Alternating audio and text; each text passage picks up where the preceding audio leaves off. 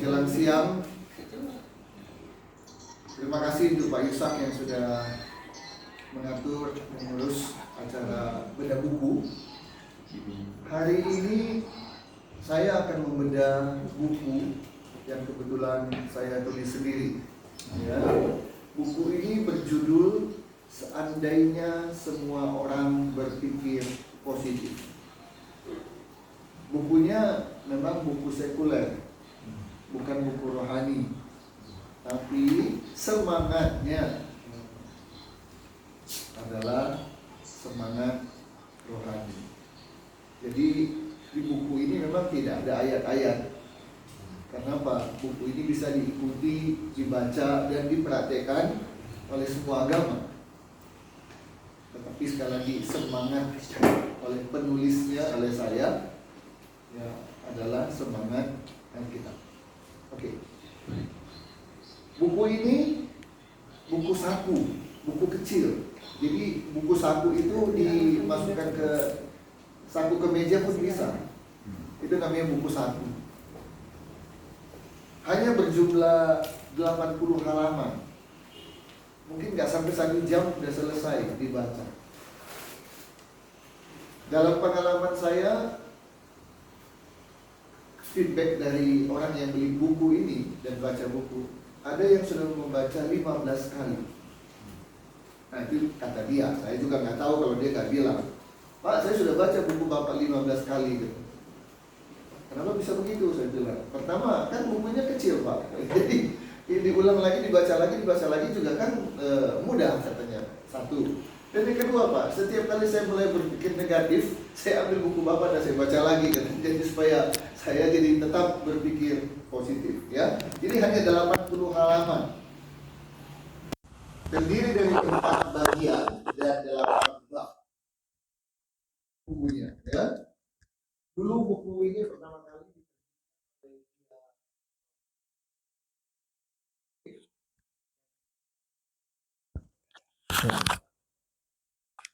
ya, terima kasih.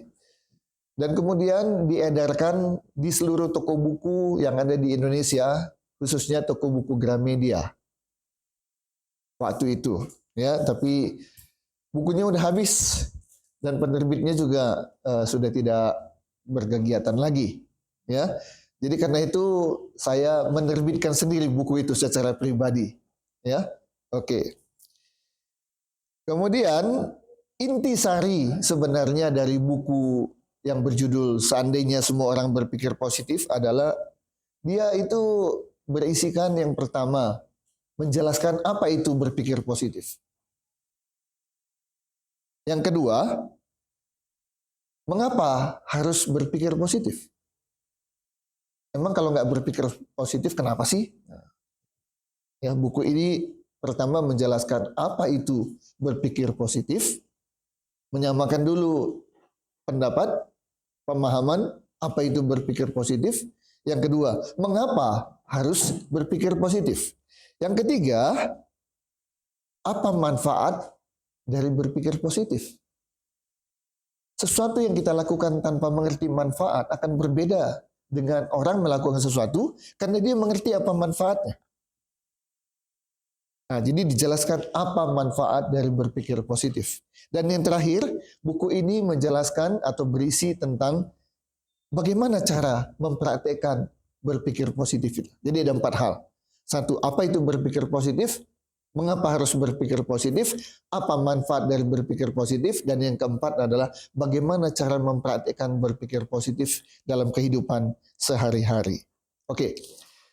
Sebelum saya kupas, saya bedah isi bukunya, maka saya mau sampaikan sebuah atau 2 buah cerita yang menurut saya menarik.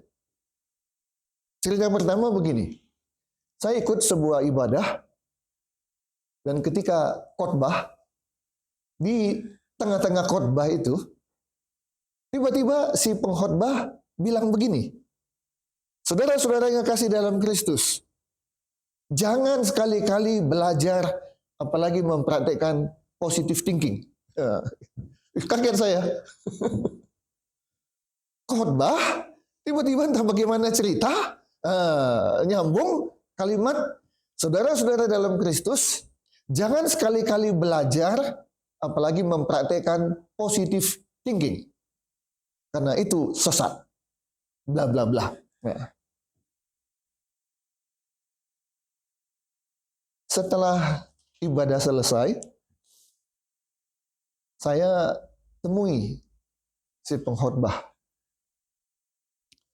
Saya bilang begini, Pak, Bapak, karena dia dari luar kota. Kembalinya kapan? Apakah bisa besok kita ketemu? Nah, dia bilang bisa, Pak. Sebelum saya pulang. Oke. Ini kantor saya di jalan ini. Nggak jauh dari tempat ibadah itu. Ya, kantor saya di jalan ini, nomor ini. Oke. Singkat cerita, besoknya kami ketemu di kantor saya. Terus saya bilang, Pak, kemarin Bapak khotbah. Kata-katanya begini. Saudara kekasih dalam Kristus, jangan belajar positive thinking. Apalagi mempraktekkan positive thinking. Karena positive thinking itu sesat. Ya, katanya. Nah, baik Pak. Sekarang saya mau bertanya kepada Bapak. Apa pendapat Bapak kalau saya mengucapkan kata-kata ini? Kata-kata apa Pak katanya? Begini Pak. Ternyata terbukti sekarang bahwa Yesus adalah seorang pembunuh dan pemerkosa.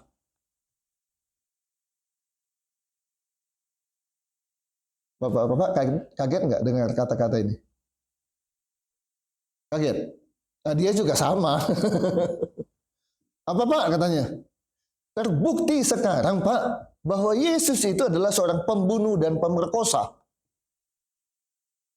Oh tidak Pak katanya. Tidak, siapa bilang katanya. Lah kan saya dibilang Pak terbukti. Hanya bilang terbukti. Mana buktinya katanya. Ini Pak saya bilang. Di Filipina ada seorang yang bernama Yesus. Dia membunuh dan memperkosa. Mau apa lagi Pak? Sudah divonis Pak. Oh, itu beda dong. Pak, Bapak bilang positive thinking itu sesat. Kenapa Pak? Saya ini bikin buku loh Pak, saya bilang. Saya mengajar tentang berpikir positif atau positive thinking. Dan saya bikin pelatihan, bahkan saya bikin sekolah. Sekolah berpikir positif. Pertama dan satu-satunya di Indonesia.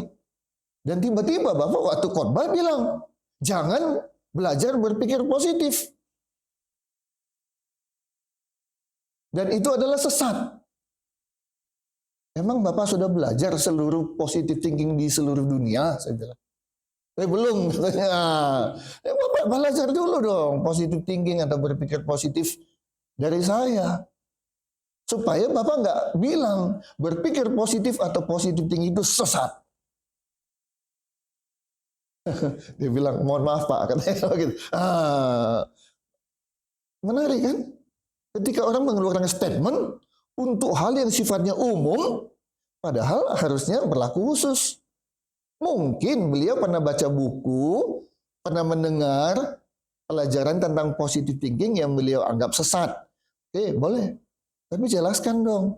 Positive thinking yang diajarkan oleh si ini itu sesat. Sebab silahkan sampaikan di mana sesatnya. Jangan bilang positive thinking seluruhnya sesat.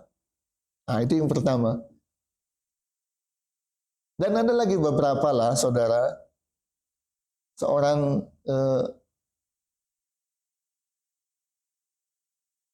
yang cukup terkenal di Bandung. Saya tahu sejak SMA ketika ada retreat menjelang kami EPTA, beliau dipanggil jadi pembicara, di situ saya kenal beliau, dan setelahnya juga saya kenal seorang insinyur. Tapi banyak melayani, dan terutama waktu itu ya, belum ramai masalah media sosial waktu itu. Ya tahun 80-an belum ramai. Tapi beliau sudah setiap kali dia bicara selalu menggunakan multimedia. Dan beliau punya sebuah apa istilahnya buletin yang diterbitkan tiap bulan. Nah, salah satu adalah membahas positive thinking itu sesat. Saya kontak beliau, Pak, boleh kita dialog? Bapak sampaikan di mana sesatnya positive thinking, saya menyampaikan di mana alkitabiahnya positive thinking. Intinya hari ini saya memang mau membahas buku ini, tapi karena kita adalah anak-anak Tuhan dan kita membahasnya di lingkungan internal kita, Kristen, maka saya mau fokus membahas buku ini dari sisi atau kacamata Kristen. Betulkah positive thinking itu sesat? Nah, itu. Ya. Mari kita akan lihat. Pertama, saya ingin bertanya kepada Bapak Ibu sekalian. Apakah Tuhan berpikir? Jawab. Iya, berpikir. Ada yang bilang, yang benar, sesat. Itu kan Tuhan. Emang ini manusia? Sekali lagi. Apakah Tuhan berpikir? Yakin? Dia maha tahu. Beda. Pertanyaan saya, apakah Tuhan tahu dan maha tahu? Pertanyaan saya, apakah Tuhan berpikir? Beda. Pak, ada benda saya lepaskan, jatuh nggak? Anak kecil juga tahu, Pak. Itu tahu. Pak, rumah RT, ketua RT mana? Oh, di situ. Itu cerita tahu. Jadi kalau berpikir, benda dijatuhkan, tahu jatuh, pertanyaannya, kenapa jatuh? Itu orang mikir dulu. Tidak semua orang bisa jawab itu, kenapa jatuh. Ada yang langsung berpikir, oh itu gravitasi. Itu pertanyaan sekali lagi, ini terakhir. Apakah Tuhan berpikir? Apa dasarnya? Karena dia mencipta, jadi dia berpikir. Makanya kalau mau bilang sesat tidak sesat, benar tidak benar dan sebagainya, kembali ke Alkitab. Iya, ayo ayat-ayat mana aja yang bisa mendukung, bukan kata saya, bukan kata Bapak Ibu, tapi kata Alkitab. Kejadian 18 ayat 17.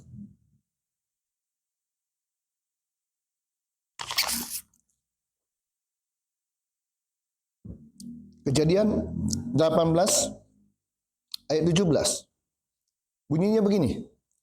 Berpikirlah Tuhan. Apakah aku akan menyembunyikan kepada Abraham apa yang hendak kulakukan ini? Alkitab kita sama nggak? Sama, isinya apa? Berpikirlah. Udah. Jadi, apakah Tuhan berpikir? Terjawab. Kata siapa? Kata Alkitab. Berpikirlah Tuhan. Jadi, udah gamblang kan? Nggak perlu lagi didiskusikan, nggak perlu lagi diperdebatkan. Betul? Bahwa Tuhan itu berpikir. Dan itu kata siapa? Kata Alkitab. Kecuali kita udah nggak percaya sama Alkitab, ya udahlah, susah. Mau apa lagi gitu ya? Mau debat 7 hari 7 malam juga percuma. Satu percaya, satu nggak percaya kan? Udah susah. Tapi selama kita sama-sama percaya pada Alkitab, ya udah. Baru yang kedua, Filipi 2 ayat 5. Hendaklah kamu dalam hidupmu bersama menaruh pikiran dan perasaan yang terdapat juga dalam Kristus. Berpikir. Yang ketiga, Matius 16 ayat 23. Matius 16 ayat 23. Maka Yesus berpaling dan berkata kepada Petrus, "Enyahlah iblis, engkau suatu batu sandungan bagiku, sebab engkau bukan memikirkan apa yang dipikirkan Allah, melainkan apa yang dipikirkan manusia." Jadi manusia berpikir, ya, tapi Tuhan pun berpikir. Ya. Jadi dengan ayat-ayat itu, sudahlah, cukuplah ya. Untuk kita nggak punya pilihan lain untuk setuju bahwa Tuhan berpikir. Oke. Nah, pertanyaan berikutnya, kalau Tuhan berpikir, apa yang dipikirkan oleh Tuhan? Kita buka Yeremia 29 ayat 11. Apa yang dipikirkan oleh Tuhan? Yeremia 29 ayat 11, sebab aku ini mengetahui rancangan-rancangan apa yang ada padaku mengenai kamu. Demikianlah firman Tuhan, yaitu rancangan damai sejahtera dan bukan rancangan kecelakaan, untuk memberikan kepadamu hari depan yang penuh harapan. Oke. Nggak ada rancangan tanpa berpikir, betul nggak? Semua dipikirkan. Nggak ada rancangan yang tiba-tiba nggak ada, dan itu nggak bagus. Segala sesuatu harus dipikirkan dengan matang, direncanakan dengan matang. Ya, jadi rencana itu, rancangan pasti ada pikiran.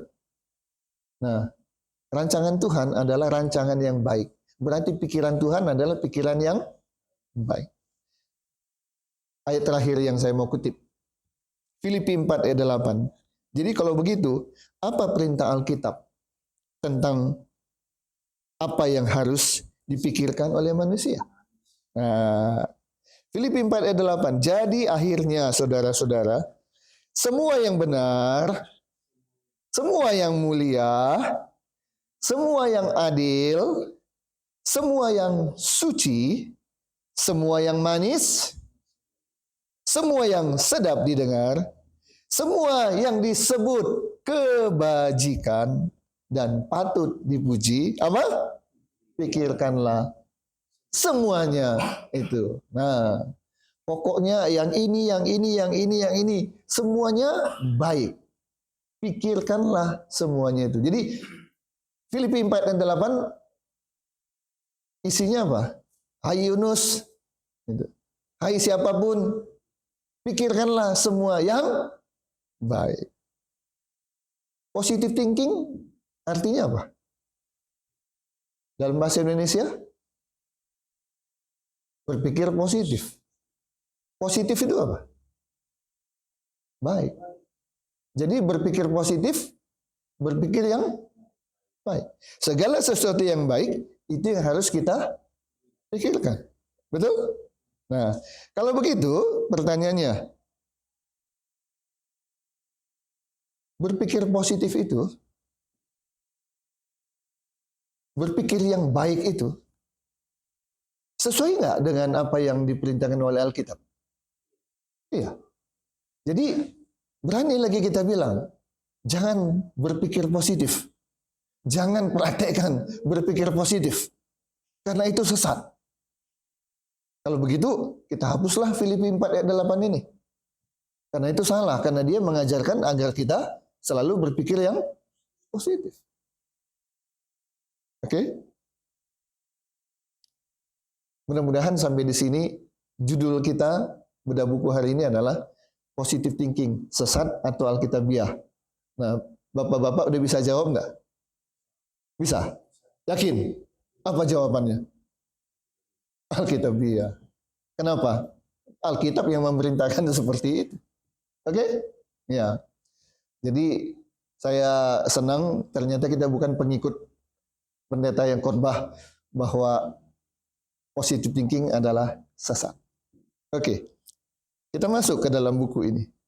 Di buku ini diberikan definisi tentang berpikir positif. Apa itu definisinya? Ini yang ditulis di buku ini ya. Berpikir positif adalah sebuah gaya hidup, lifestyle, gaya hidup yang terbiasa dan terlatih untuk berpikir tentang hal-hal yang baik-baik saja,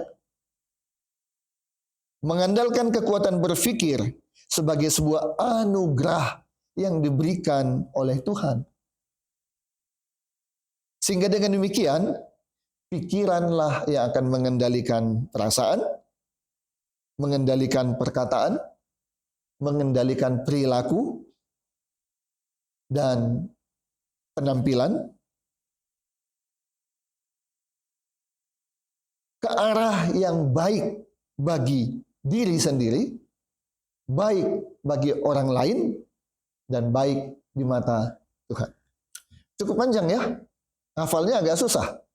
Ya, nah, karena itu di buku ini dipermudah dengan cara definisi dari berpikir positif ada 7 unsur. Nah, tadi kalimat panjang, sekarang dibuat jadi lebih mudah. Berpikir positif unsurnya ada 7. Nah, jadi lebih mudah. 1, 2, 3, 4, 5, 6, 7. Jauh lebih mudah daripada menghafal sebuah kalimat yang panjang. Berpikir positif adalah sebuah gaya hidup. Yang kedua, terbiasa dan terlatih. Yang ketiga, berpikir hal yang baik-baik saja. Nah, 3 hal ini dulu ya. Sebuah gaya hidup, terbiasa dan terlatih untuk berpikir yang baik-baik saja. Lebih mudah kan? Yang keempat, pikiran adalah sebuah anugerah Tuhan. Ini kata kunci yang membedakan buku ini dengan buku-buku yang lain. Yang keempat, berpikir positif, unsurnya adalah pikiran adalah sebuah anugerah Tuhan. Jadi kalau ada orang pintar, ada orang jenius, jangan sombong. Karena pikiran itu adalah anugerah Tuhan. Yang kelima, fungsi pikiran sebagai pengendali. Pertama, gaya hidup. Kedua, terbiasa dan terlatih. Ketiga, berpikir yang baik-baik saja. Keempat, pikiran adalah anugerah Tuhan. Kelima, fungsi pikiran adalah sebagai pengendali. Nah, yang keenam, mengendalikan apa? Mengendalikan perasaan, mengendalikan perkataan, mengendalikan perilaku, dan mengendalikan penampilan. Itu yang keenam. Baru yang ketujuh, supaya hidup kita baik bagi diri kita sendiri, baik untuk orang lain, dan baik di mata Tuhan. Itulah definisi berpikir positif. Mana yang paling penting? Semuanya penting. Tapi kalau bagi saya, ini pilihan. Dari 7 itu, maka 2 yang paling penting.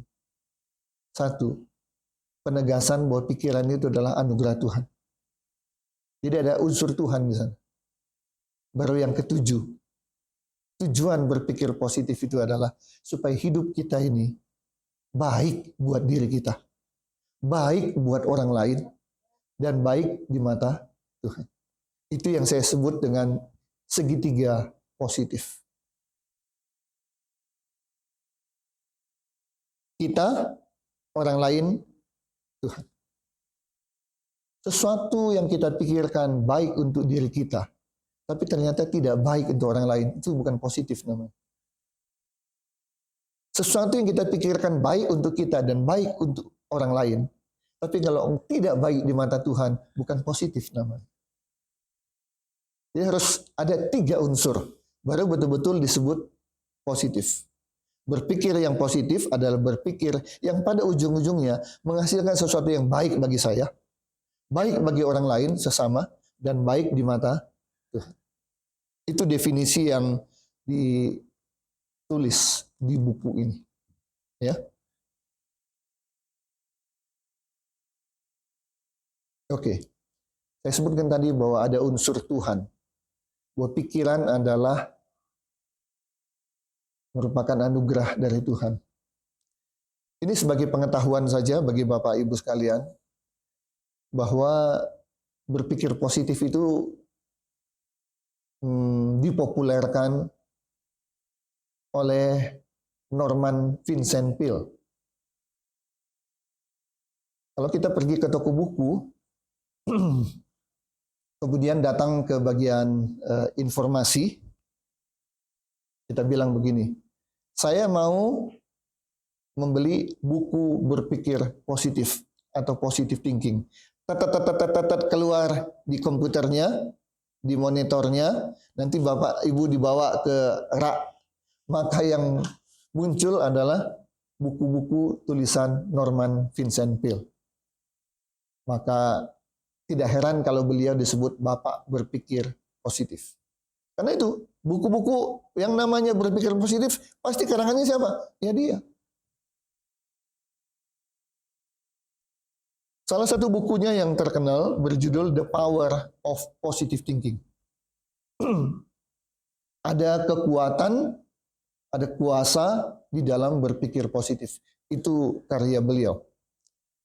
Sampai beliau meninggal, beliau tidak pernah melahirkan atau menghasilkan sebuah pelatihan. Nggak ada. Yang ada hanya bukunya saja. Bukunya pun tebal-tebal. Ada berapa judul. Sehingga ketika orang bertanya, jadi positive thinking itu apa sih? Nah, silakan aja dibaca bukunya, ya simpulkannya sendiri yang begitu tebal-tebal dan begitu banyaknya. Karena beliau tidak pernah menghasilkan, melahirkan pelatihan atau pelajaran tentang berpikir positif. Enggak ada. Buku yang terkenal adalah The Power of Positive Thinking. Nah, saya di Indonesia tahun 2003 mendirikan sekolah berpikir positif. Sekolah di mana orang belajar tentang berpikir positif. Dan bentuknya adalah pelatihan. 4 kali pertemuan, 2 jam. Total 8 jam. Seminggu sekali, nggak bisa 4 hari. Apalagi 1 hari 4 kali, nggak bisa. Karena ada cerita praktek. Gitu. Jadi harus 1 bulan. Dan saya beri nama pelatihan saya, The Miracle of Positive Thinking. Jadi kalau beliau itu mendunia, the power of positive thinking. Kalau saya, the miracle of positive thinking. Kira-kira powerful mana antara power dengan miracle? Miracle. Power manusia punya nggak? Bisa bikin nggak? Bisa. Miracle manusia bisa bikin? Nggak bisa. Lah, kenapa seorang Yunus bisa menggunakan nama The Miracle of Positive Thinking? Jawabannya, karena definisi yang dibuat di buku ini melibatkan unsur Tuhan. Sehingga definisi sederhana dari The Miracle of Positive Thinking, rumusnya sederhana. Positive thinking atau berpikir positif ditambah iman sama dengan mujizat. Jadi kalau mau merasakan adanya keajaiban dari berpikir positif, jangan pernah lepaskan, jangan pernah lupakan unsur satu ini. Apa itu? Iman. Kan tadi rumusnya berpikir positif ditambah iman sama dengan mujizat. Jadi, ini lah bedanya. Kalau beliau kan the power. Oke? Saya the miracle. Kenapa? Tidak ada miracle, tidak ada keajaiban tanpa peranan dari Tuhan. Manusia nggak bisa bikin mujizat. Hanya Tuhan yang bisa bikin mujizat. Tapi untuk bisa terjadi mujizat dibutuhkan iman plus apa? Positive thinking. Cukup nggak hanya iman saja bisa buat mujizat? Hah? Bisa. Oke, silakan. Itu kalau diyakini. Ya. Tapi saya kembali ke Alkitab. Iman saja tidak cukup untuk bisa menghadirkan mujizat. Di mana ayatnya? Ada nggak ayatnya? Isinya iman tanpa perbuatan mati. Perbuatan selalu didahului dengan apa? Bukan pikir. Iya kan? Dari pikiran lahir kebiasaan. Dari kebiasaan dari pikiran lahir tindakan. Dari tindakan demi tindakan lahir kebiasaan. Dari kebiasaan demi kebiasaan lahir karakter. Dari sebuah karakter itu menentukan nasib. Semua dimulai dari pikiran. Mau nasib baik dimulai dari pikiran yang baik. Muncul nanti tindakan yang baik. Tindakan baik muncul kebiasaan yang baik. Kebiasaan yang baik melahirkan karakter yang baik. Kalau karakter baik, nasibnya bagaimana? Baik. Tapi mari kita balik. Berpikirnya selalu buruk. Tindakan-tindakannya gimana? Baik. Mana mungkin? Ya, dari berpikir baik pasti lahir tindakan yang buruk. Kalau tindakannya buruk dan itu dilakukan berulang-ulang jadi kebiasaan yang buruk. Dari kebiasaan buruk, karakternya juga jadi karakter yang orang karakter buruk, nasibnya gimana? Baik, Pak. Mustahil. Mimpi. Kalau orang dari karakter buruk, nasibnya jadi baik, mimpi. Nah, jadi iman saja percuma kalau tidak disertai dengan pikiran, tindakan, kebiasaan, karakter yang baik. Oke, saya cuplik sedikit.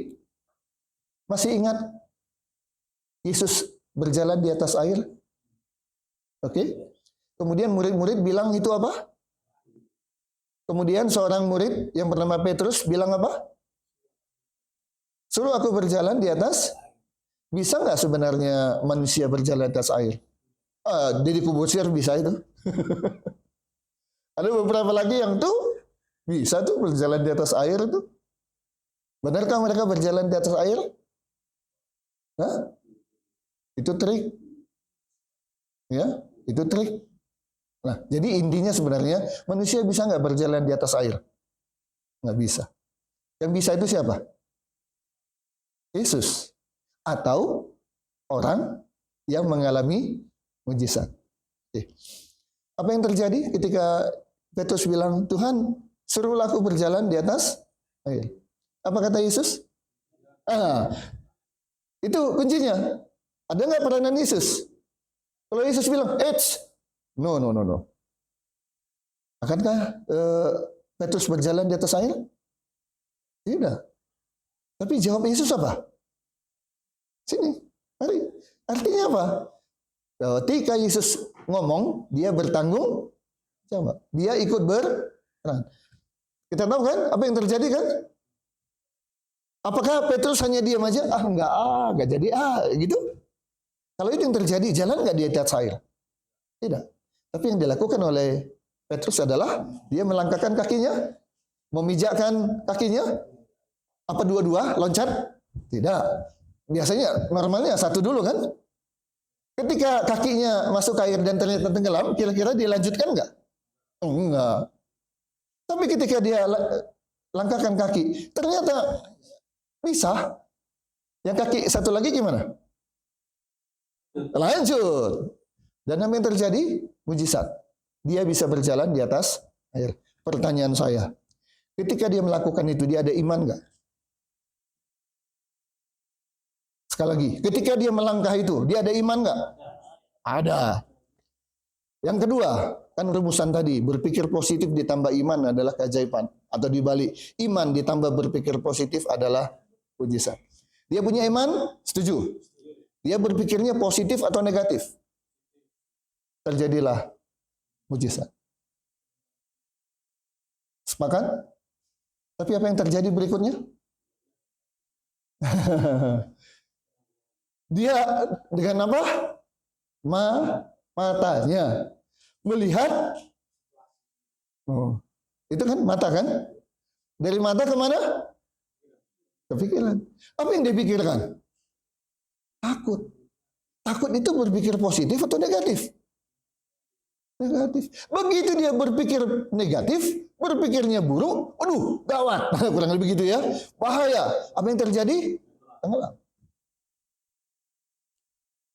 Waktu dia melangkahkan kaki, ada iman? Ada. Berpikirnya positif? Positif. Terjadi mujizat. Waktu dia berjalan, ada iman? Ada. Masa imannya nggak ada? Makin tebal dong, betul nggak? Ternyata saya bisa jalan di atas air. Makin beriman itu. Tapi sayang, pada saat yang bersamaan, pikirannya berubah menjadi negatif. Mujizat selesai. Berhenti. Ya, jadi kenapa saya memilih The Miracle of Positive Thinking lewat buku ini adalah karena itu. Mujizat bisa terjadi kalau ada iman dan ada berpikir positif. Tidak hanya berpikir positif dan tidak hanya iman. Gitu. Kalau hanya berpikir positif saja sampai kiamat dunia nggak akan terjadi yang namanya mujizat. Atau hanya iman saja tapi tidak pernah berpikir positif, jangan harap terjadi mujizat. Oke? Lanjut. Di buku ini dituliskan ada 10 manfaat dari berpikir positif. Tidak saya bahas. Ya, saya hanya informasikan saja. Ada 10 manfaat. Semuanya dimulai dari huruf S. 1, sehat. Jadi kalau kita berpikir positif, kita sehat.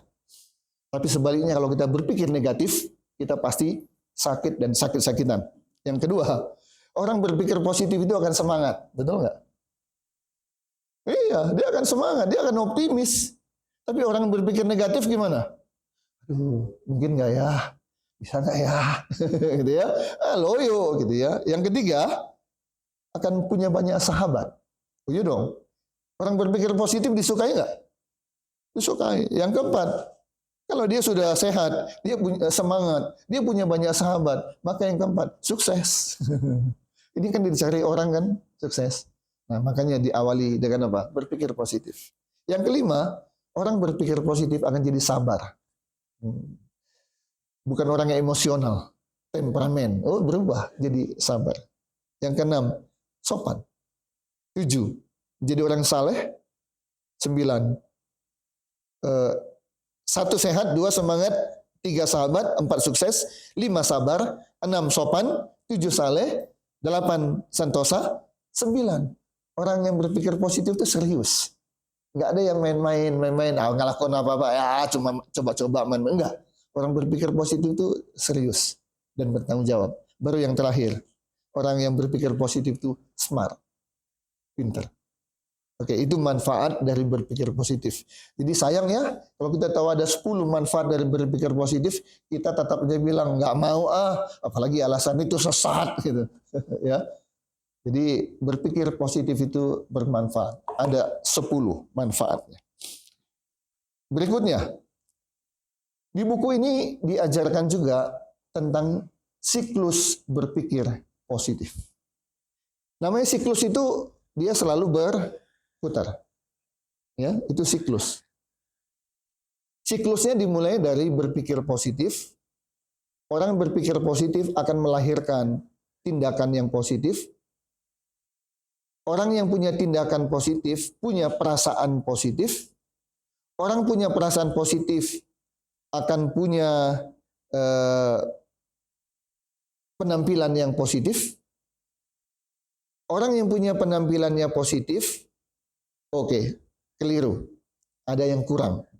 Saya ulangi. Pertama, orang yang berpikir positif itu akan melahirkan tindakan yang positif, tindakan. Yang kedua, dia akan berbicara pun, berkata-kata positif. Baru yang ketiga, punya perasaannya pun positif. Yang keempat, penampilannya sehari-hari pun positif. Nah, dari rangkaian itu, melahirkan kehidupan yang positif. Jadi jangan ngaku-ngaku, saya sudah punya kehidupan yang positif. Kalau nggak punya pikiran yang positif, kalau nggak punya perilaku yang positif, kalau tidak punya perkataan yang positif, tidak punya perasaan yang positif, dan tidak punya penampilan yang positif, berani-berani ngaku positif hidupmu, salah.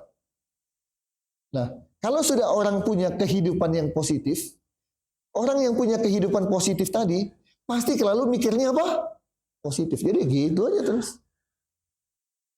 Dimulai dari berpikir positif, berakhir kepada hidup atau kehidupan yang positif.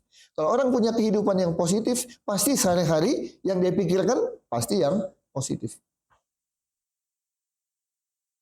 Itu siklus yang diajarkan di buku ini. Juga diajarkan di pelatihan. Kemudian ada satu lagi yang penting atau isi dari buku ini. Apa itu? Ada 4 prinsip dasar berpikir positif. Ya, ada 4 prinsip dasar dari berpikir positif. Prinsip dasar yang pertama adalah selalu memikirkan hal-hal yang positif. Itu prinsip dasar. Mau apapun selalu berpikir yang baik-baik. Haram berpikir yang negatif. Karena apa yang kita pikirkan, itu yang terjadi. Firman Tuhan mengatakan, apa yang kutakutkan itu yang mendatangi aku. Ya, jadi hati-hati dalam berpikir. Apa yang kita pikirkan itu yang terjadi. You are as you think and you say. Kamu akan menjadi seperti apa yang kamu pikirkan dan apa yang kamu. Makanya hati-hati. Jangan kelepasan ngomong. Sialan. Apa yang terjadi? Ya, sial. Siapa yang bikin? Diri sendiri. Mati deh gua. Apa yang terjadi? Matilah. Siapa yang bikin? Diri sendiri. Lewat apa? Mulut. Ya, oke. Jadi prinsip pertama adalah selalu memikirkan yang baik-baik saja. Apapun yang mau kita lakukan, selalu berpikir yang baik-baik saja. Prinsip kedua, selalu menimbang baik dan buruk, untung dan rugi.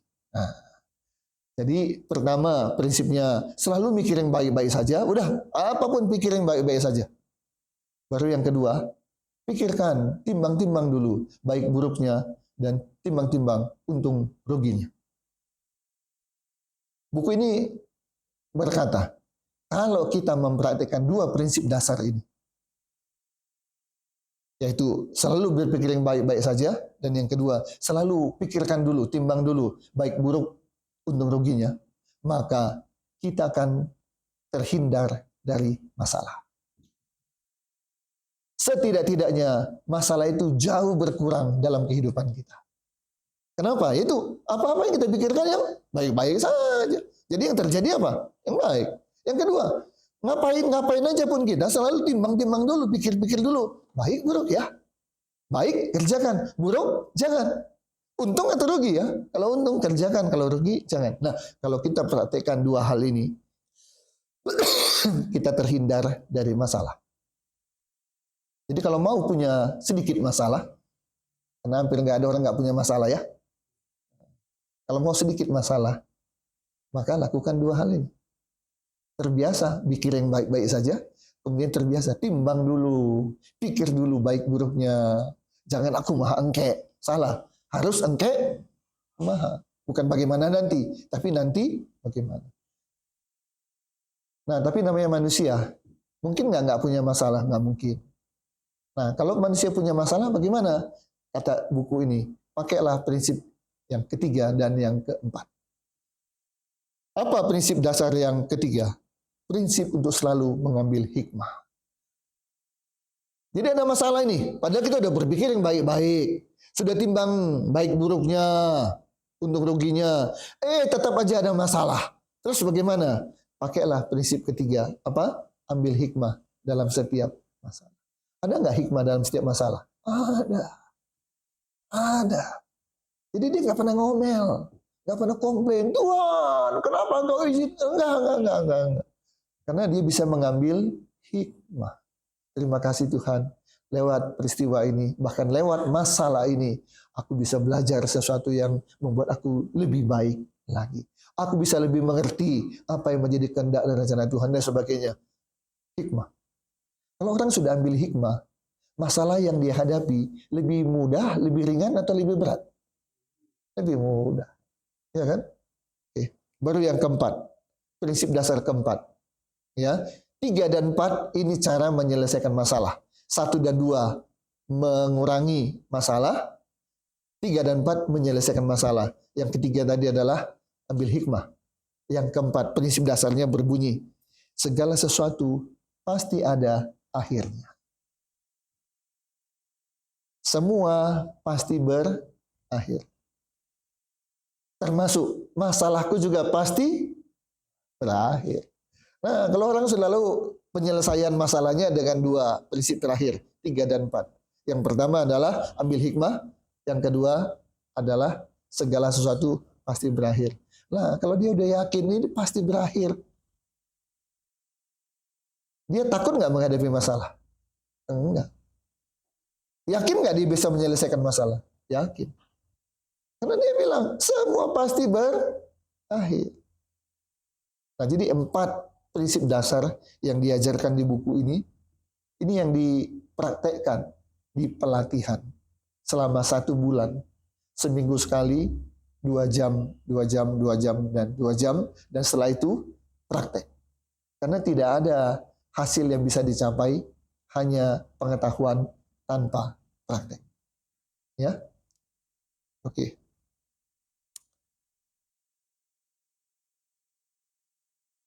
Saya kira itu yang bisa saya sampaikan sehubungan dengan kita membedah isi buku yang berjudul Seandainya Semua Orang Berpikir Positif. Saya tutup dengan sebuah cerita dan saya ada juga di buku ini. Ceritanya begini. Ini sebelum buku ini dicetak ya. Dan juga sebelum sekolah berpikir positif itu didirikan. Itu berdiri 12 Desember 2003.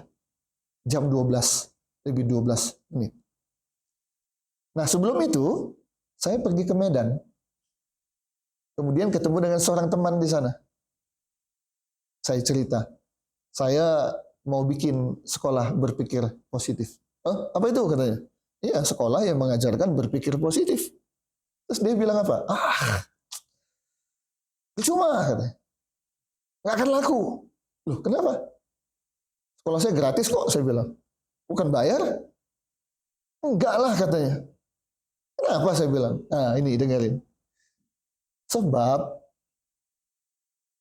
udah banyak orang yang berpikir negatif. Begitu. Ini percuma Pak Yunus ngajarkan berpikir positif. Nah, percuma lah, sia-sialah. Kenapa dah? Kebanyakan orang sudah berpikir negatif. Itu katanya. Setuju nggak? Setuju nggak? Ngapain ngajarin positif thinking? Nggak akan laku. Nggak akan diterima.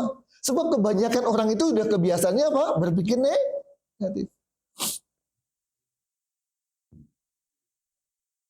Iya, jadi setuju kok dengan teman saya ini. Untuk apa ngajar-ngajar positif thinking? Nggak guna. Nggak akan laku. Setuju nggak? Setuju? Setuju? Itu ya juga ada yang negatif. Dia udah berpikiran negatif, orang yang Oke, ya itu fakta di mana-mana termasuk di gereja. Jadi kalau begitu setuju dengan pendapat dia, nggak usah bikin kan itu yang dibilang gitu ya. Nggak usah berpikir positif lah. Nggak usah bikin sekolah lah, segala macam percuma. Sebab udah terlalu banyak orang yang berpikir negatif, itu katanya. Jawab saya, justru saya semakin semangat untuk bikin sekolah berpikir positif. Karena semakin banyak orang yang membutuhkan sekolah ini. Betul? Jadi ya kebalikan gitu ya. Kalau ada yang berpikir, nggak akan laku lah, nggak akan guna lah. Bagi saya, justru hanya orang sakit yang membutuhkan dokter. Kalau semua orang sehat, kira-kira masih butuh dokter nggak? Hah? Ya, jadi ya itu cerita yang menarik yang pernah terjadi dan kemudian saya tulis juga di buku ini. Oke, terakhir ada 10 menit lagi. Kita rencana 1 jam ya. Bedalah orang yang berpikir positif dengan orang berpikir negatif. Beda. Agak mirip dengan cerita kejadian saya di Medan. Ini cerita tentang seorang sales atau marketing sepatu yang dikirim oleh perusahaannya ke Afrika. Pergilah dia ke sana, lihat pasar, lihat bagaimana masyarakat, dan kemudian dia kirim berita. Saya akan segera pulang. Oke, bagaimana hasilnya? Nggak mungkin kita jual sepatu di sini. Sia-sia. Kenapa? Sebab di sini mayoritas orang tidak pakai sepatu. Jadi percuma kita mau jual sepatu. Itu katanya. Pulanglah dia. Dengan rekomendasi, nggak usah kita jual sepatu di sini. Percuma, sia-sia, nggak akan laku. Kenapa nggak laku? Karena nggak ada orang pakai sepatu di sini. Pesimis. Perusahaan kirim orang kedua. Pergi ke tempat yang sama. Ketemu dengan orang-orang yang sama. dapat fakta yang sama, nggak pakai sepatu. Tapi dia kirim berita, kirimkan sepatu sebanyak-banyaknya. Bahkan segera rencanakan produksi yang lebih banyak lagi. Loh, kenapa? Ini kesempatan bagi kita. Sebab di sini orang belum pakai sepatu. Jadi ini apa? Kesempatan.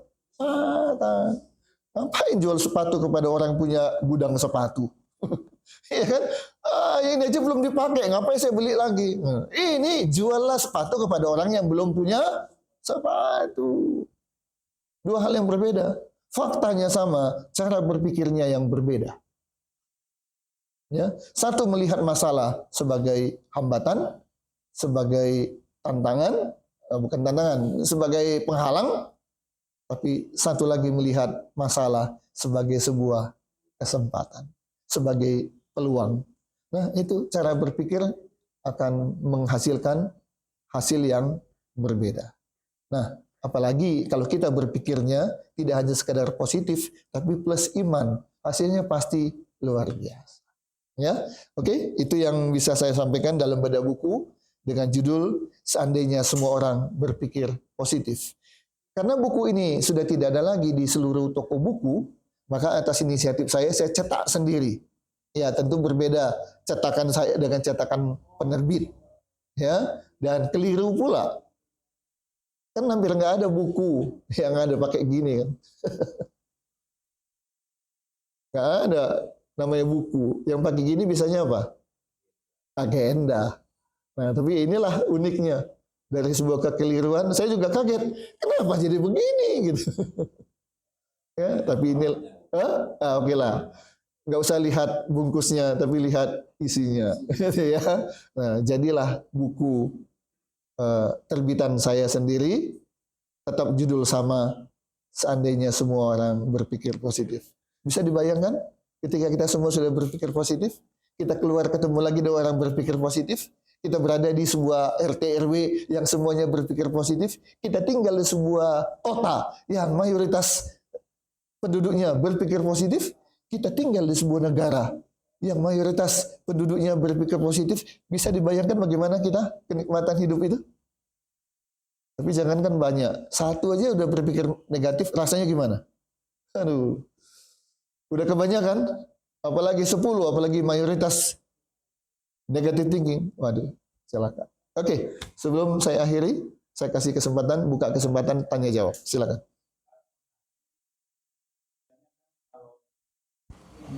Positive thinking itu dan negative thinking biasanya juga ada di semua kalangan ya, baik di masyarakat, di gereja, di persekutuan, di mana-mana ya. Ya, itu yang saya mau tanya itu negative thinkingnya itu apa? Jadi itu thinkingnya itu. Mana yang Bapak tanya? Thinkingnya atau negatifnya? Jadi thinkingnya itu jadi positive thinking dan negative thinking. Jadi thinkingnya itu berbicara tentang apa itu? Thinkingnya itu. Ya berpikirnya. Nah, ya tergantung yang dipikirkan apa. Kalau dia pikirnya negatif ya pasti segala hal-hal yang negatif ya dipikirin sama dia. Yang buruk, yang jelek, yang apalah semuanya serba negatif. Ya, yang nggak enak, yang nggak bagus. Contohnya paling gampang. Ambil contoh negative speaking. Kata-kata atau perkataan yang negatif. Apa? Oh banyak. Anak kecil aja nggak usah diajarin udah gimana? Brengsek lu. Emang anak kecil ada sekolah pelajaran tentang bicara kata-kata kasar? Nggak ada. Sialan lu. Dan apa yang terjadi kalau kita ngomongnya adalah semuanya negatif? Yang terjadi. Tapi sebaliknya. Ini menarik ketika ada sebuah buku yang ditulis oleh seorang Jepang. Saya lupa judulnya apa, Pak Desak. Buku The Power of Water atau apa ya? Jadi dia melakukan sebuah percobaan air entah di gelas atau di botol selalu diucapkan kata-kata yang negatif. Bangsat lu, monyet lu.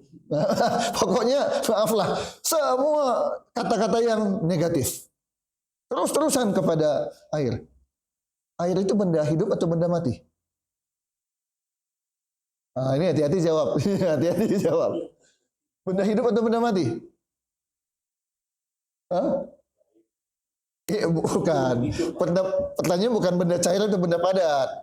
Pertanyaannya benda hidup atau benda mati? Mati. Iya. Kalau jawabnya kalau jawabnya benda hidup, hati-hati, bisa pindah dia. Bisa bergerak dia. Ya kan? Air, udahlah, yakinlah itu benda mati, titik. Udah, nggak usah dibahas-bahas lagi. Itu benda mati. Ya. Tapi ternyata air yang benda mati bisa bereaksi terhadap ucapan. Oh, masa tahayul? Dibuktikan.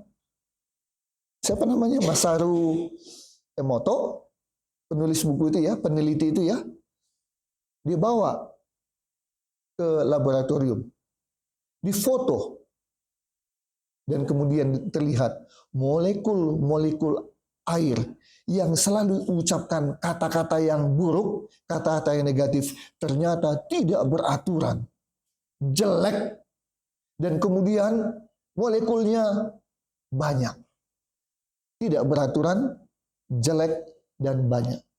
Sebaliknya, dia ambil lagi air, entah di gelas atau di botol, dan selalu diucapkan kata-kata yang positif, kata-kata yang baik. Kamu bisa, kamu mampu, kamu hebat, kamu luar biasa, dan sebagainya. Semua kata-kata yang baik. Kemudian air itu dibawa ke laboratorium, difoto, molekul-molekulnya. Kalau tadi yang pertama yang sebelah sini tidak beraturan, di sini beraturan. Di sini jelek, di sini indah, karena teratur. Dan yang ketiga, di sini molekulnya banyak. Kalau di sini molekulnya hanya 8. Kecil. Itu yang disebut dengan air heksagonal. Apa hebatnya? Ya.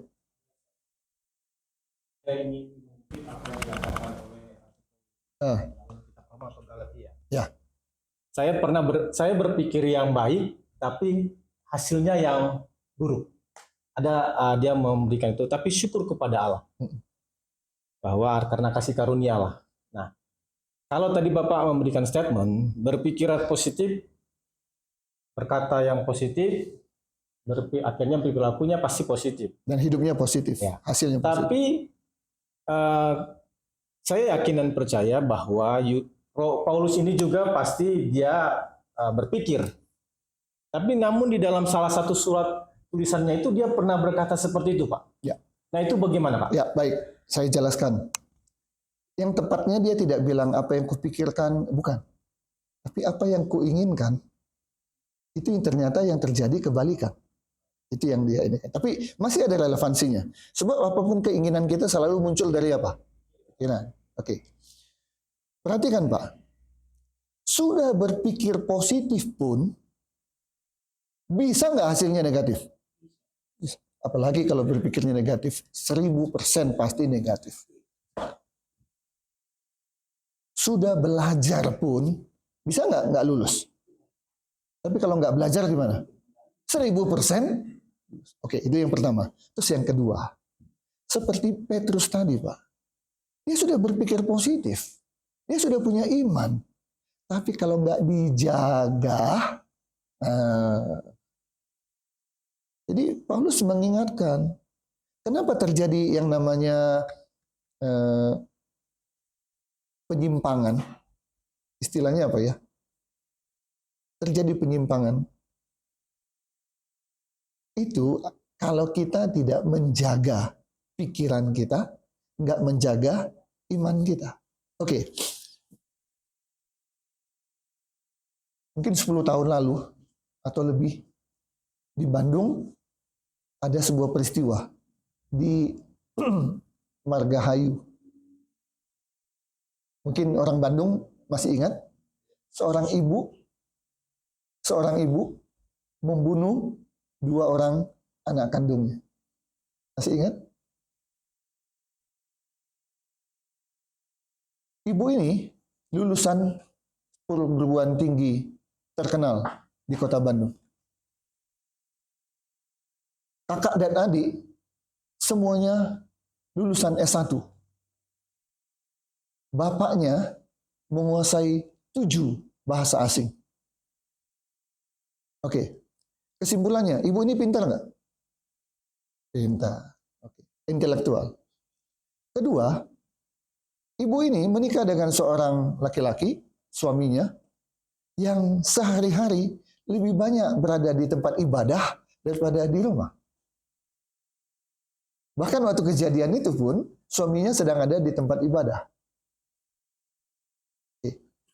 Fakta yang ketiga, hidup mereka, ekonominya di bawah rata-rata atau kekurangan. Sehingga uang sekolah anaknya kadang terlambat. Mau beli ini, mau beli itu, jajan ini, jajan itu, nggak bisa.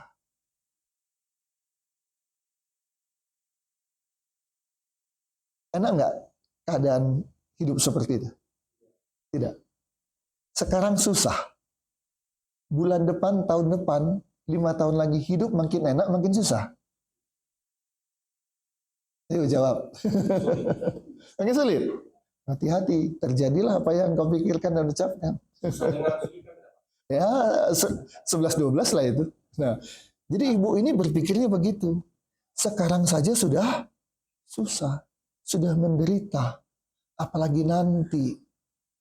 Nah, karena itu lebih baiklah saya akhiri hidup anak saya. Itulah cara berpikirnya. Ya. Jadi ketika polisi akhirnya menangani dan ditanya ibu ini, kenapa ibu membunuh anak ibu? Dia bilang, karena saya mencintai anak saya. Loh, kok gitu? Iya, saya kasihan. Sekarang aja hidup kami susah. Apalagi nanti. Daripada anak saya hidupnya lebih susah lagi, maka lebih baiklah dia tidak mengalami itu. Saya akhiri hidupnya. Hati-hati. Ibu ini orang yang religius. Suaminya orang yang religius. Mereka dari keluarga yang religius. Pertanyaan saya, kembali hati-hati dalam jawab. Apakah ada iman pada ibu ini?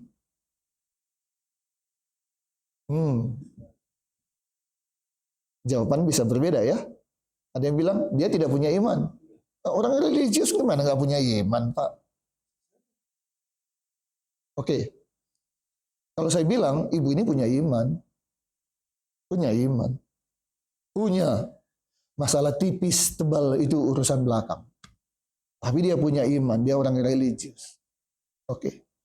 Baru pertanyaan kedua. Ketika dia membunuh anaknya, itu dilakukan dengan sadar dan sengaja. Ya, bukan saya lagi tidur, tiba-tiba saya bermimpi ada binatang, jadi saya pukul. Ternyata saya bangun, saya pukul anak saya. Enggak. Dia lakukan itu dalam keadaan sadar dan sengaja. Oke. Ketika dia lakukan membunuh anaknya itu dengan sadar dan sengaja, pertanyaan saya, saat dia melakukan itu, ada iman nggak? Kalau tadi yang bilang pertanyaan saya pertama, ibu ini punya iman? Ada yang jawab, tidak punya. Oke, saya bilang punya. Sekarang saya pertajam. Ketika dia melakukan pembunuhan terhadap anaknya, ada iman nggak? Nah, jawabnya tidak ada. Saya jawab ada. Karena apa? Iman itu bukanlah sesuatu yang bisa datang pergi.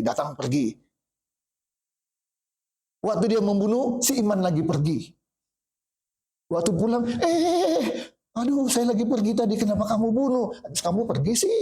Enggak, iman enggak seperti itu. Iman ada dalam hidup kita. Kembali tadi masalah tebal tipisnya itu urusan belakang. Waktu dia membunuh, dia punya iman. Tapi yang dia nggak punya apa? Pikiran yang positif. Kalau dia punya iman dan punya pikiran positif, dia bunuh nggak anaknya?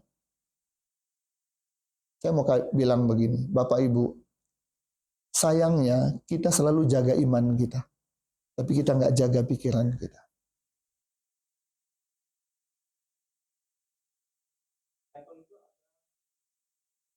Iman yang besar.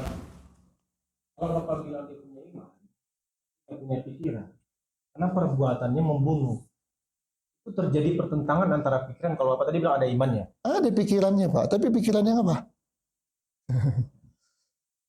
Ya, tadi kan Bapak bilang tadi ada imannya. Ya, Ya, tadi kan miracle terjadi ketika ada berpikir positif berpikir positif, tapi ditambah iman. Bapak bilang tadi dia tetap punya iman. Ya, punya. Ya, Tapi berpikirnya, ya, tapi kan bikinlah negatif ya. oh, iya, bukan bikinlah, memang Ya, bikin pasti negatif. Tapi kalau misalnya dia punya iman dan berpikir negatif, bisa hasilnya membunuh. Oh iya, memang pasti. Pasti, bukan bisa. Walaupun kita punya iman, tapi pikiran kita negatif, hasilnya apa? Negatif. Maka saya mau bilang, jangan jaga iman saja, tapi juga jaga pikiran. Itu Pak. Banyak orang jaga iman saja, tapi tidak jaga pikiran. Nah, yang paling mudah dimasuki oleh iblis, iman atau pikiran? Itu dia. Iblis itu licik. Jangan kita bilang iblis itu pintar. Iblis itu licik. Dia tahu, dia nggak akan ganggu iman kita. Enggak. Kalau dia ganggu iman kita, kalah dia, hancur dia.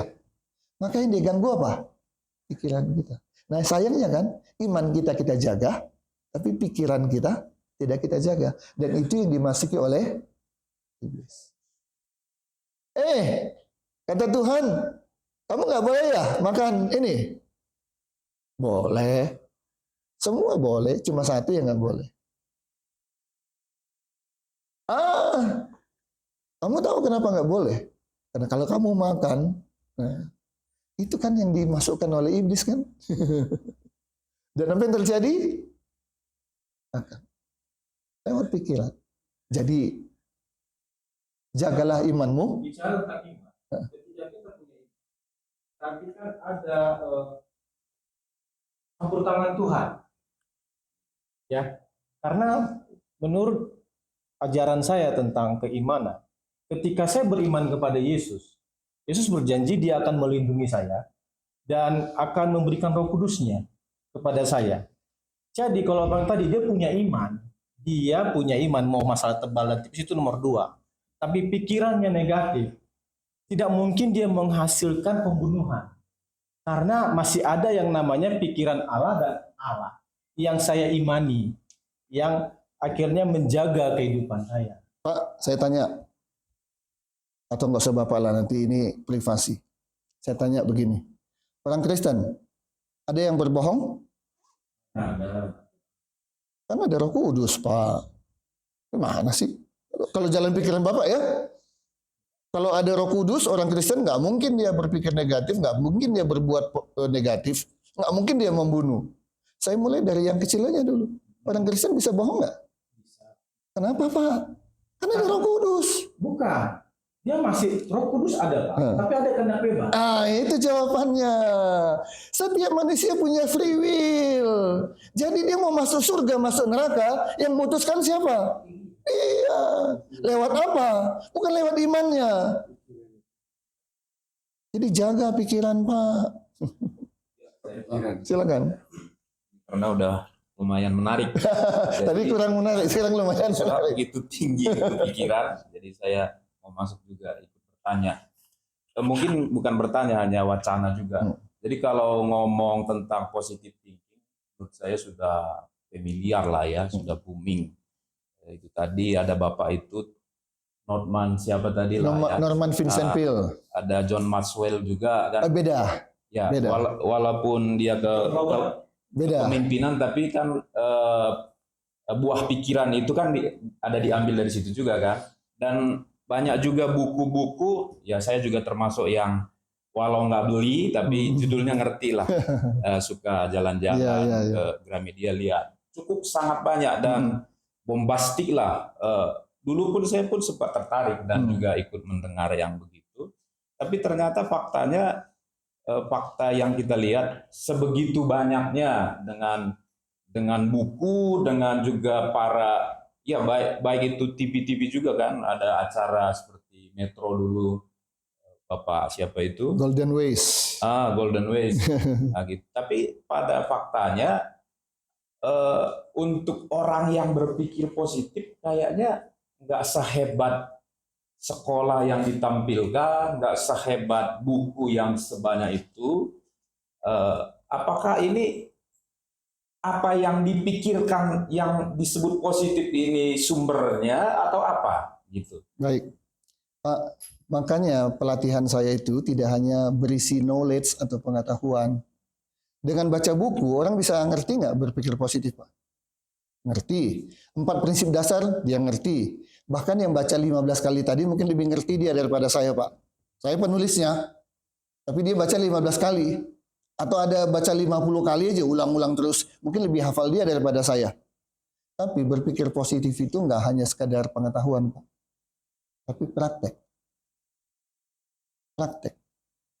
Tidak ada cara terbaik untuk bisa belajar dan berlatih renang kecuali terjun ke air. Bapak mau hafal buku, Mark Split itu 6 medali emas ya di Olimpiade. Itu nggak bisa gitu kalau dia nggak terjun ke air. Dia tulis buku sebagai juara Olimpiade. Bapak baca bukunya sampai hafal luar kepala. Bisa langsung Bapak berenang? Nggak bisa, Pak. Begitu Bapak masuk ke air, tenggelam, Pak. Tapi ada orang di kampung saya nggak berani itu sampai hari ini. Teman-teman saya, ketika banjir, Pak, ini berenang di sungai yang banjir itu, senang banget. Saya nggak berani, Pak. Punya kemampuan lebih untuk bisa berenang di air yang banjir. Intinya praktek, Pak. 2, berpikir positif dan iman. Kalau saya lebih ke Tuhan ya. Kalau saya lebih ke baik. Jadi termasuk semacam kan imannya itu masih kita perdebatkan, terus kemudian contoh Petrus itu seringkali kan diangkat pikirannya, tapi kalau saya betapa kita lemahnya dengan pikiran. Katanya masih kurang, ini masih kurang. Saya pikir betapa kita itu harus bergantung lebih. Kali Alkitab itu yang lebih original lah, jangan ya yang hanya ya maksudnya terlalu praktis gitu. Kalau saya sih itu ya mungkin. Ya. Silakan, apa yang Bapak percayai, apa yang Bapak pahami dan apa yang Bapak lakukan, nanti Bapak petik buahnya adalah dari situ. Orang yang pokoknya, bentar Pak ya, iman, Alkitab itu aja nggak ngapa-ngapain, silakan. Misalnya, ya kan, ada yang orang yang makin dalam dia akan makin tunduk. Dan sumbernya itu bukan pikirannya, jadi itu kan dipus semakin orang keinginannya kan semakin besar kamu. Jadi makin ramai tapi kayak semacam apa itu kan kocok tiba-tiba gitu kan ya soda gitu. Tapi ya saya lebih ke real bahwa dosa itu ada, bahwa dunia ini penuh dengan masalah, tapi Tuhan itu besar.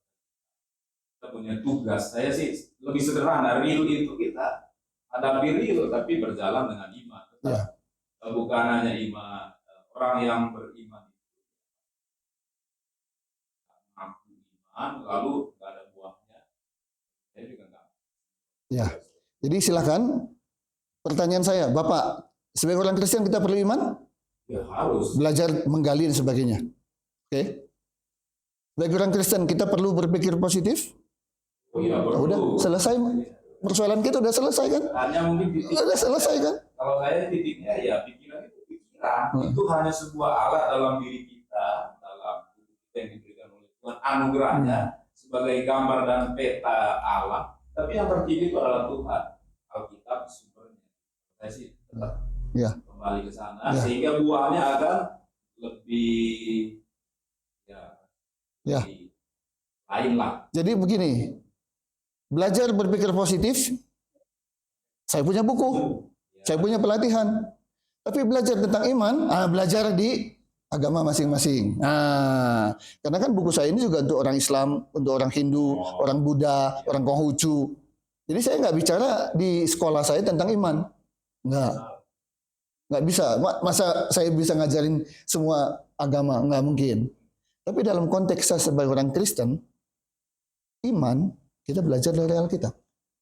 Kita belajar dari hamba-hamba Tuhan, khususnya para gembala yang punya tanggung jawab untuk menjaga supaya iman jemaatnya bisa tetap kuat. Oke.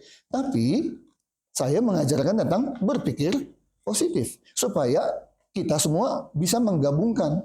Jangan cuma iman aja terus, tapi nggak pernah berpikir positif. Sebaliknya jangan berpikir positif aja, nggak peduli deh sama iman, enggak. Gabungkan kedua hal ini, maka mujizat terjadi. Oke, Pak. Dari real kenyataan hidup yang kita alami, tidak selamanya hasil dari pemikiran positif itu akan positif. Banyak penipuan yang terjadi, banyak hal yang kita alami karena berpikir positif. Banyak kali kita dimanfaatkan oleh orang lain yang berpikir positif punya niat jahat dengan kita. Jadi statement Bapak soal berpikir positif itu baik, benar. Tapi tidak selamanya dalam menghadapi segala sesuatu harus positif. Kita harus menimbangkan segala sesuatu yang terjadi dengan segala lingkungan, keadaan yang terjadi. Sebab kenyataan yang saya alami, justru karena saya berpikir positif, saya dirugikan. Oke, saya jawab. Orang berpikir positif itu, Pak, bukan orang yang lugu. Jadi jangan salahkan berpikir positifnya dong. Tapi salahkan keluguannya. Oh, dia kan begini, dia kan begitu. Jadi ditelan mentah-mentah semua. Dan akhirnya dia ketipu. Yang dia salahkan apa? Itulah, saya kan berpikir positif. Keliru, Pak. Orang berpikir positif. Prinsip yang kedua, prinsip dasar, masih ingat nggak? Pertimbangkan baik dan buruk, timbang untung rugi. Jadi nggak semua ditelan mentah-mentah. Dan kemudian kalau ternyata betul ketipu, yang disalahkan apa? Berpikir positifnya. Intinya begini, orang berpikir positif itu, Pak, itu teliti dan waspada. Tambah dengan berpikir Ya, teliti dan waspada. Jadi orang berpikir positif itu bukan orang lugu-lugu, ya terima aja apa ini ya berpikir positif. Jangan mengkambing hitamkan berpikir positif. Bukan saya mengkambing hitamkan berpikir positif itu baik.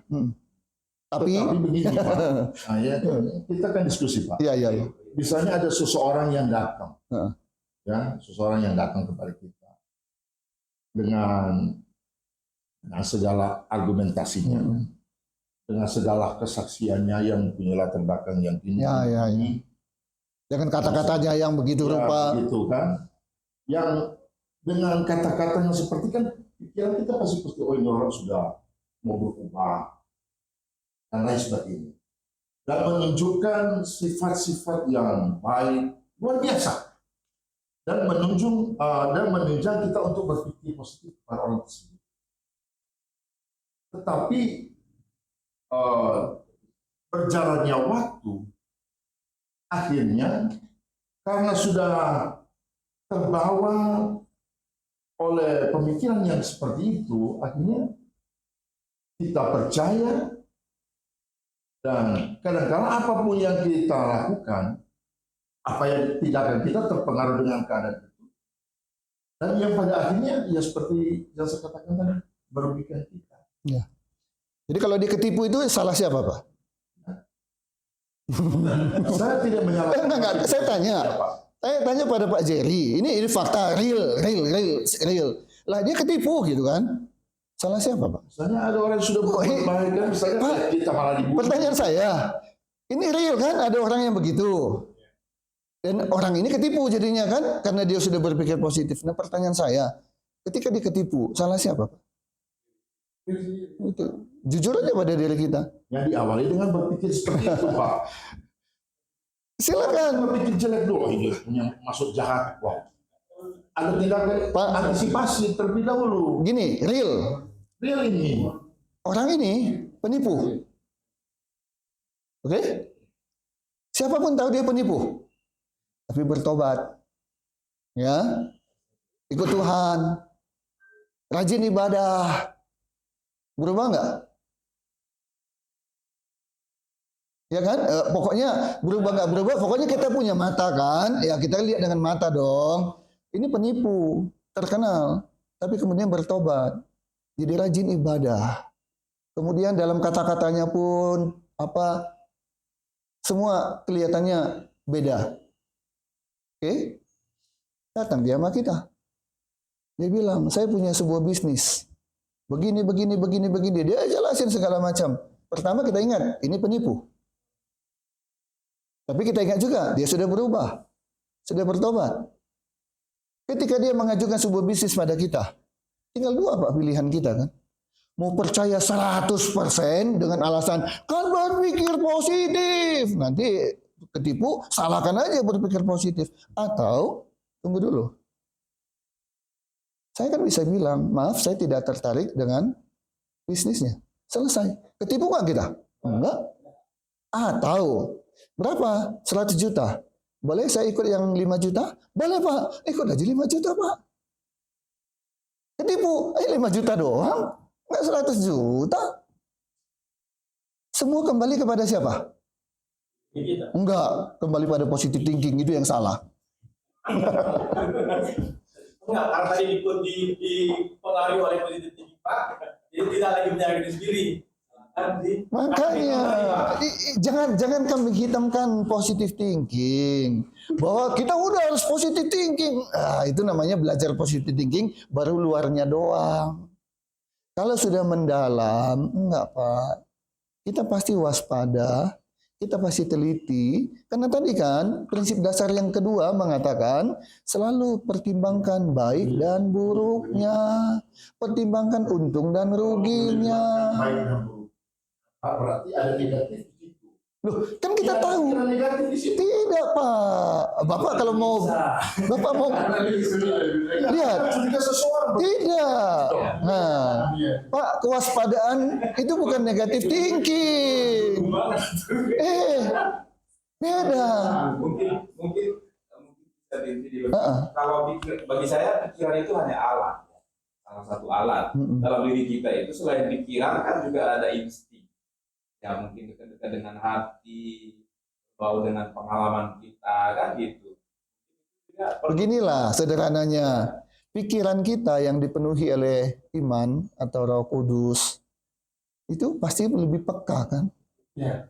Tapi kalau pikiran kita, bisa nggak pikiran kita gimana saya aja? Bisa nggak? Bisa. Pendeta aja pun yang khotbah tiap hari, bisa nggak pikirannya bilang, bagaimana saya aja? Bisa nggak? Bisa. Makanya berulang-ulang saya bilang, jaga imanmu, tapi jaga juga pikiranmu. Supaya apa? Antara pikiran dan iman itu, ya, jaga hatimu, tapi sayang.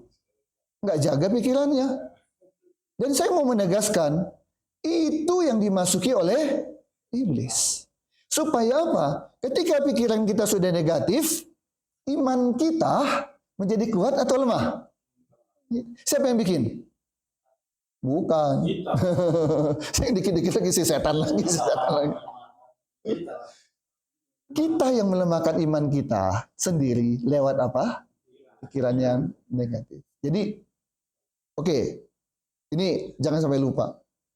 Iblis tidak akan serang iman kita. Fix. Tapi yang dia serang adalah apa? Pikiran. Karena seringkali kita jaga iman, tapi kita nggak jaga. Ya. Jadi kalau orang jaga pikirannya, juga jaga imannya, itu klop. Ya. Pikirannya selalu diterangi oleh firman Tuhan. Ya kan? Nah, kalau orang selalu mengandalkan Tuhan, maka berpikir apapun dia, yang terbaik adalah apa yang diajarkan oleh firman Tuhan. Oke? Nah, terakhir. Oh, masih ada lagi. Silakan. Terakhir. Biasanya kan menghamba Tuhan karena dia setelah kita tanya Pak, hebat Pak, khotbahnya dia langsung berpikiran positif kan. Dulu saya kan pintar, saya hebat, saya cara mengajar itu bagian dari karunia dia kan.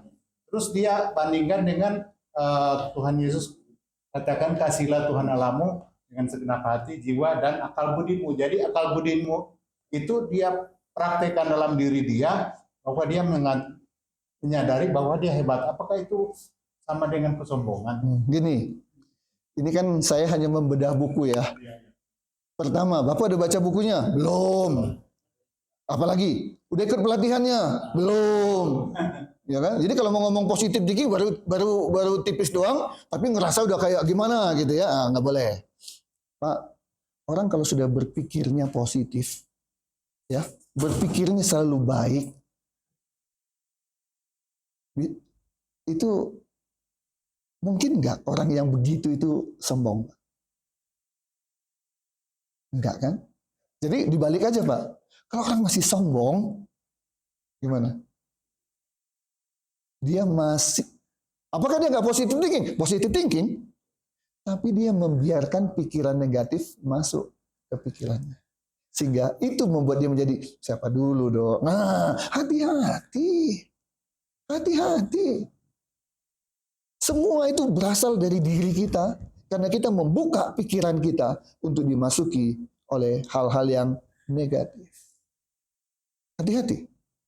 Jadi kalau terjadi ada kejatuhan, jangan salahkan setan.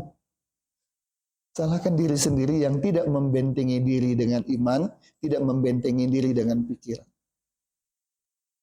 Ya, jadi kesimpulan kita hari ini, belajarlah, latihlah imanmu supaya tetap tebal, tetap kuat. Tapi latih juga pikiranmu untuk selalu berpikir yang baik-baik. Begitu mau meninggikan diri, tahu nggak itu tidak baik? Tahu? Jangan. Ya, tahu nggak sudah mulai sombong? Jangan. Tahu nggak sudah mulai takabur? Jangan. Karena Tuhan membenci orang yang sombong. Ya kan, simple. Tidak penting sudah berapa banyak kita tahu. Sebab yang penting sudah berapa banyak kita melakukan, mempraktekkan. Untuk apa Pak? Khotbah terus, tapi tidak bisa mempraktekkan apa yang dikhotbahkan. Khotbah yang terbaik itu bukan di mimbar. Khotbah terbaik itu adalah lewat kehidupan. Itu yang dilihat orang. Itu yang dicontoh orang. Iblis bisa nggak khotbah? Bisa. Jago nggak dia khotbah? Saking jagonya, kita nggak sadar sudah disesatkan. Seperti yang benar. Oh, ini dia ajaran yang benar. Tapi ternyata membawa kita semakin jauh dari Yesus. Hati-hati. Hati-hati. Jadi praktek, itu yang penting. Praktek. Penutup. Ada yang bertanya, Pak, yang benar itu berpikir yang positif, yang baik-baik, atau berpikir yang benar? Nah, ini orang Kristen yang tanya kan?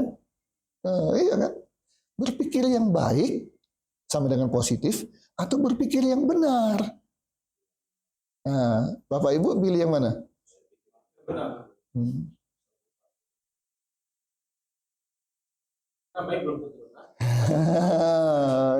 Itu udah mulai pintar itu. Udah mulai pintar. Jadi kita kadang-kadang sok rohani.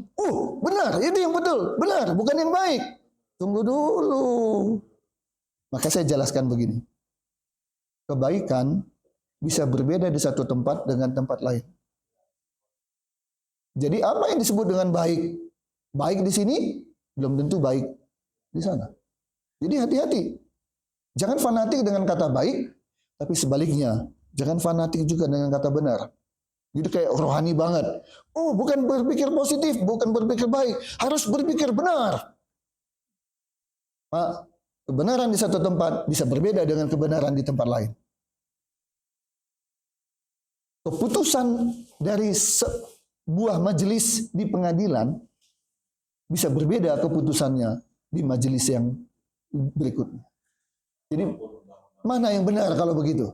Nah, makanya jangan terjebak dengan sok rohani. Bukan berpikir positif, bukan berpikir baik, harus berpikir yang benar. Tunggu dulu. Kita pun terjebak dengan kata-kata. Kalau mau bijak, berpikir yang Alkitab ajarkan. Titik. Ya udah. Oh, apa? Tapi kalau enggak berpikir positif, enggak berpikir benar. Dua-duanya juga enggak benar.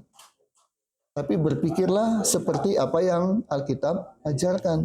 Kembali kemana tadi? Filipi 4 ayat 8. Semua yang baik, semua yang manis, semua yang indah, semua yang mulia, pikirkan. Dan kalau sudah dipikirkan apa? Pasti ada tindakan. Nanti ada buahnya. Itu yang dilihat orang. Ya, baik. Semoga bedah buku ini intinya tidak hanya pengetahuan, tapi yang penting bermanfaat buat kita semua. Baik yang ada di tempat ini maupun yang ada mengikutinya lewat Zoom dan lewat Facebook. Tuhan Yesus berkati. Saya kembalikan kepada Pak Ishak.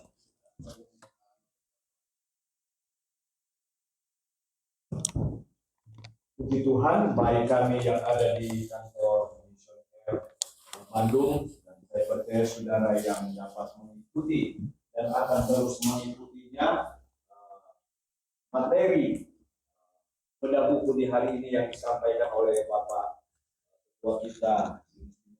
Pasti melengkapi kita, memotivasi kita, dan berkati saya. Sebab itu kita akan mengakhiri semua rangkaian baik doa ini maupun bedah buku bicara yang bagi kita. Kita semua bagi berdiri, kita akhiri, kita tutup di dalam doa. Segala puji dan syukur